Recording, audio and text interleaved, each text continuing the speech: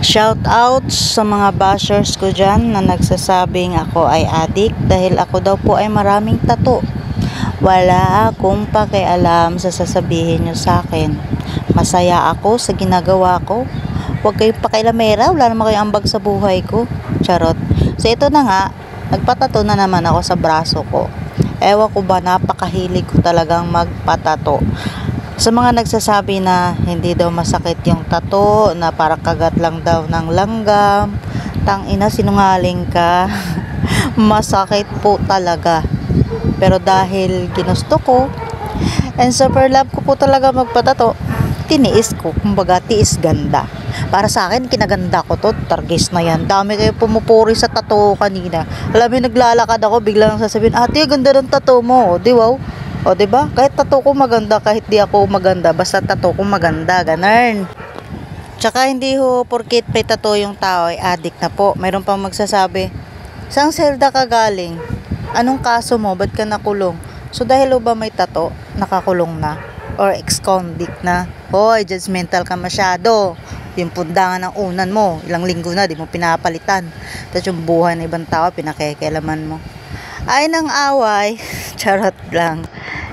So gusto pong magpatato, kontakin nyo lang po yung aking tattoo artist, Marvin Imana Fernandez. Promise guys, magaling po siya, talagang sulit. Subok ko na yan, siya din po yung nagtato. Siya din po yung may gawa niyan sa legs ko, diba? Ang ganda. Magpapagaling muna ako.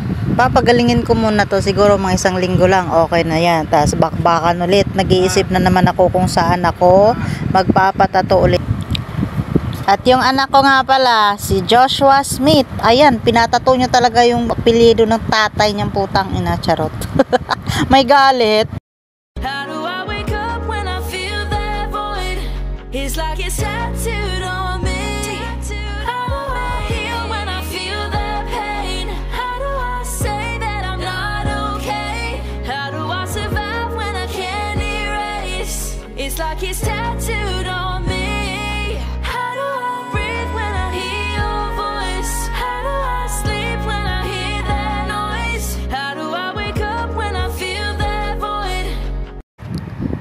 Almost done. So yung green na lang. Alam nyo guys, dyan banda sa ano, yung sa may tawag neto, yung sa harapan ng siko ba, ang sakit kaya banda dyan. Hinihila ako, naghihilaan talaga kami ni Marvin dyan kasi masyakit, pero natiis. Ganda ng resulta nyan.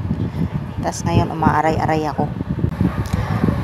So, ayan na po, final touch, yung white na lang po para dyan sa mga tuldok. Dyan sa part na yan, ano yan parang ilang peraso lang yung karayom. So, pang bilog-bilog lang siya dyan sa puti. Para mabigyan ng buhay. Habang pinapanood ko to, kinikilig ako. Kalain mo yun. Kinikilig ka sa tattoo mo, na in love ka. Suggest nga kayo guys kung anong tattoo yung ilalagay ko next time. Bala ko sa legs ko sa kabila.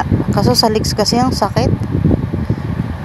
Nung tinatuan din ako ni Marvin dati sa legs, naghihilaan din kami. Muntik na nga to di matapos kasi masyakit. Wala ka kasi mapagkunan ng parang lakas ba kapag sa legs. Unlike dyan sa braso, pwede mong i-close open yung kamay mo kapag nakakaramdam ka ng sakit.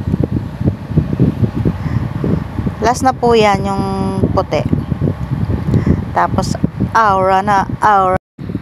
Thanks for watching guys. Follow for more. Paki-share na din. O, diba? Nagmakaawa pang i-share. Ayan na po. Hugasan na.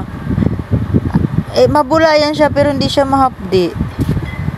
Kosh balungos. Ganda talaga. Alam mo yung anak ko guys, nabitin dun sa tattoo niya. Patato pa daw siya ulit. Yari kami kay Opling neto. Oo, diba? Ganda ng hagod. Di yan masakit guys, yung ganyan, hinuhugasan. Ewan ko ba ano yung pinanghuhugas niyang mabula, pero hindi masakit. Ayan na po siya. Oh, ang ganda-ganda. Oh, video-video din sila.